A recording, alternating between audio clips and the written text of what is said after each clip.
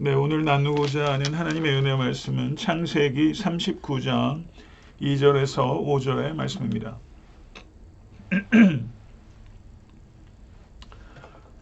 합독하겠습니다. 예수 여호와께서 요셉과 함께 하심으로 그가 형통한 자가 되어 그의 주인 애굽 사람의 집에 있으니 그의 주인이 여호와께서 그와 함께 하심을 보며 또 여호와께서 그의 범사에 형통하게 하심을 보았더라.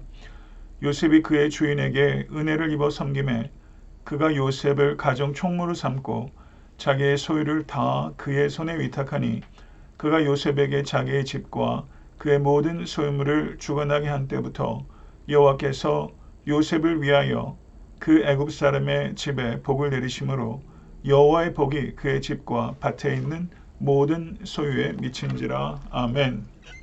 네, 오늘 설교의 제목은 신앙적, 윤리적, 직업적 최선이라는 제목의 말씀입니다.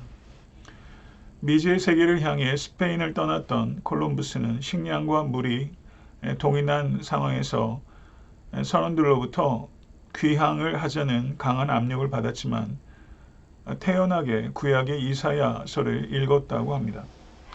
그는 절망하고 있는 선원들에게 나는 나침판이나 선박의 성능을 믿고 항해를 시작하는 것이 아닙니다. 나를 움직이는 힘은 꿈입니다. 라고 말했다는 것입니다. 모든 것이 완전히 끝이 났다고 느껴질 때에도 포기하지 않을 수 있게 하는 힘이 바로 꿈입니다. 꿈이 사람을 지킵니다. 인생은 실패로 끝나는 것이 아니라 포기로 끝나게 되는 것입니다. 꿈은 그것을 품고 최선을 다하는 사람에게 온갖 난관에도 불구하고 현실이 되어주는 것입니다. 꿈꾸는 사람 요셉이 형들에게 팔려서 애굽에 내려갔고 노예가 되었지만 요셉에게는 우울한 길색이 잘 보이질 않습니다. 요셉의 눈은 칠흑 같은 어둠 속에서도 오직 하나님께 고정되어 있기 때문입니다. 아버지의 편애와 비호 속에서 그저 철없는 부잣집 도련님 같았던 요셉이 비로소 성숙의 기회를 얻고 보석으로 다듬어질 수 있는 기회를 얻게 된 것입니다. 요셉의 꿈이 그의 인테그리티를 지킬 수 있게 한 원동력입니다. 고난 속에서 꿈이 없는 사람은 타락하게 되지만 고난 속에서 꿈이 있는 사람은 단련되는 것입니다. 애굽의 노예로 팔려왔던 요셉이 13년 후에 애굽의 총리가 됐습니다. 그에게 노예살이가 11년, 감옥살이가 2년이 있었던 것입니다. 무슨 일이든지 결과가 좋으면 참 좋죠. 중요한 것입니다. 끝이 좋아야 합니다. 그럼에도 불구하고 과정을 성공하지 못하면 결코 다른 사람들로부터 존경을 얻을 수는 없는 것입니다. 결과에 성공한 사람은 보석을 얻을 수 있지만 과정에 성공하는 사람은 그 자신이 보석이 되는 것입니다. 과정에 대하여 평가와 보상이 건전한 사회가 건강한 사회라고 할 수 있습니다. 존경은 과정에 성공한 자들이 거둘 수 있는 진정한 열매라고 할 수 있는 것입니다. 세상은 결과에 성공한 사람을 보상하지만 하늘의 하나님께서는 과정에 성공한 사람을 보상하신다는 것을 진실로 믿고 기억하시는 우리 모두가 될 수 있게 되기를 간절히 축원합니다. 요셉의 과정의 성공은 세 가지로 생각할 수 있습니다. 첫째, 신앙의 성공. 둘째, 윤리의 성공. 셋째, 직업의 성공이라고 할 수 있습니다. 요셉은 이 세 가지 영역에 있어서 최선을 다한 사람입니다. 누구나 다 최고가 될 수는 없습니다. 그러나 최선을 다할 수는 있습니다. 최선이 보편적인 가치요, 보편적인 이상이라고 할 수 있습니다. 제 목표는 최고의 목사가 되는 것이 아니라 최선을 다한 목사가 되는 것입니다. 요셉의 삶을 한마디로 요약한다면 하나님과 함께하는 삶입니다. 노예로 있을 때, 감옥의 죄수로 있을 때 가장 하나님께서 요셉과 함께하지 않으시는 것 같은 바로 그 시간에 요셉은 가장 강력한 하나님의 함께하심을 경험했습니다. 푸른 초장과 쉴만한 물가에서보다도 사망의 음침한 골짜기에서 가장 강력한 하나님의 함께하심을 경험하게 된다는 것을 우리는 깨닫고 있습니다. 사실 어디에서 사느냐 하는 것보다 중요한 것은 누구와 사느냐 하는 것입니다. 하나님과 함께 사시기를 주님의 이름으로 축원합니다.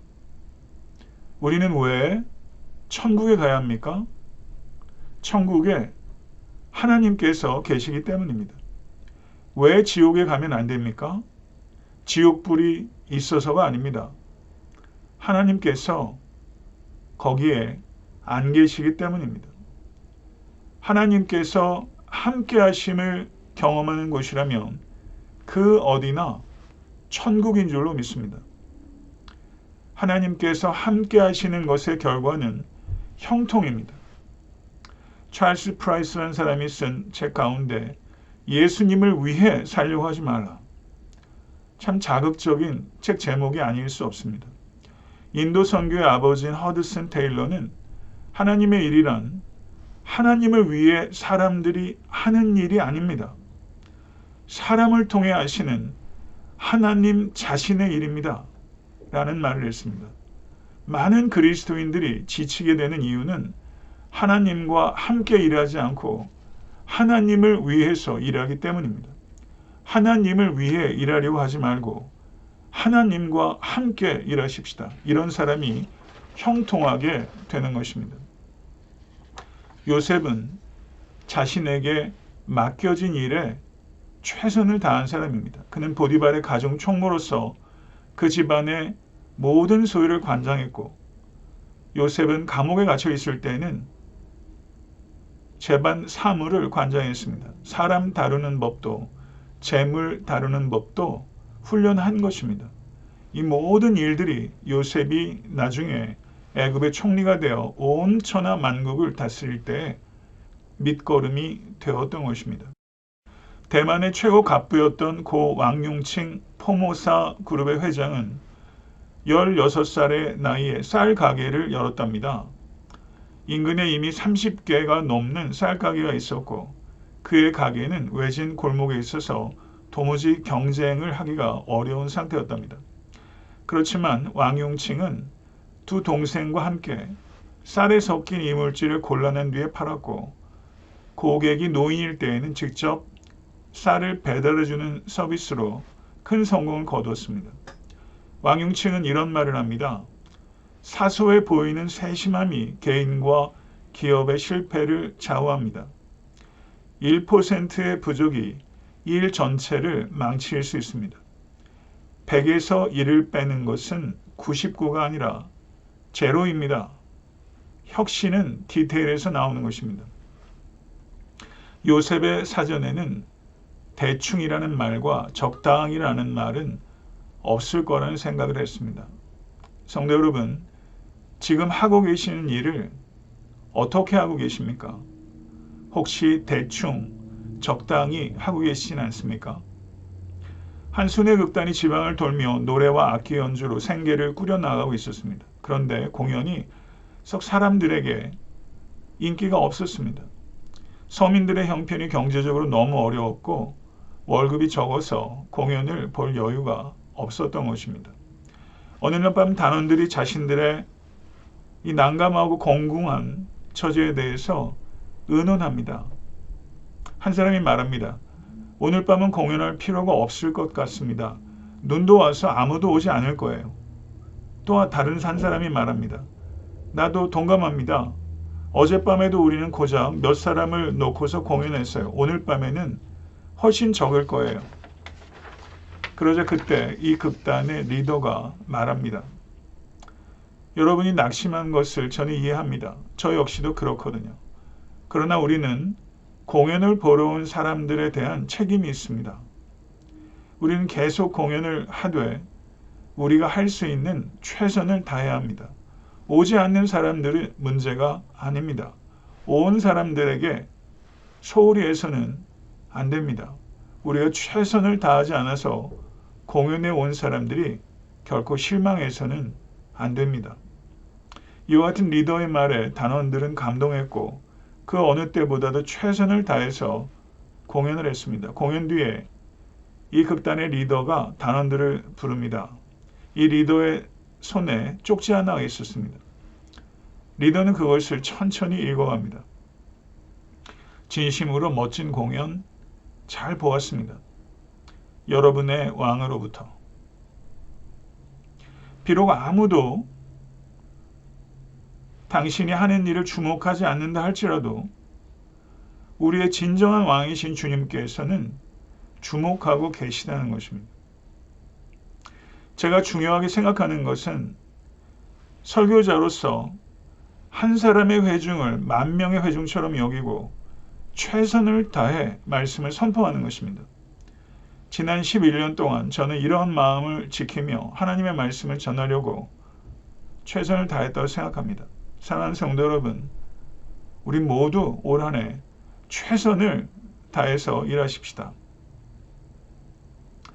형통 이후에 조심해야 합니다. 사탄의 전략은 당장의 욕구를 채우라는 것입니다. 1966년 4살 박이 어린 여자아이 캐럴린 와이즈는 미 스탠포드 대학의 게임방에 초청을 받았습니다. 와이즈가 의자에 앉자 연구원은 마시멜로와 쿠키, 프레첼 등을 보여주며 하나를 고르라고 했습니다. 와이즈가 마시멜로를 고르자 연구원은 얘야 지금 먹으면 마시멜로를 한 개 먹을 수 있고 15분을 기다렸다가 먹으면 마시멜로를 2개를 주겠다라고 말했습니다.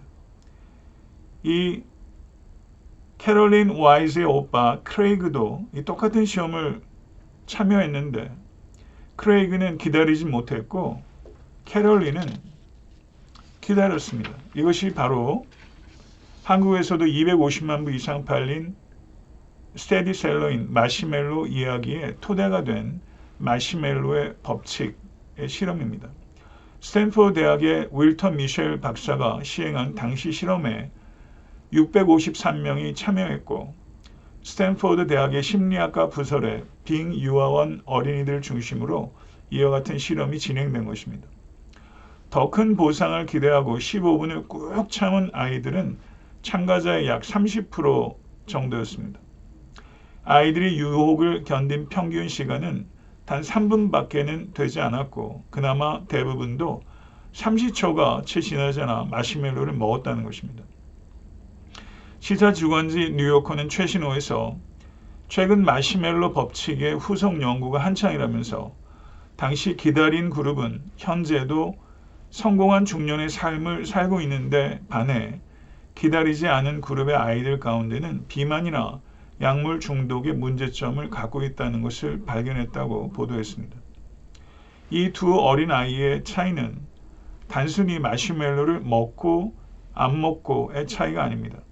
한 아이는 욕구를 조절한 것이며 한 아이는 욕구를 조절하는데 실패한 것입니다.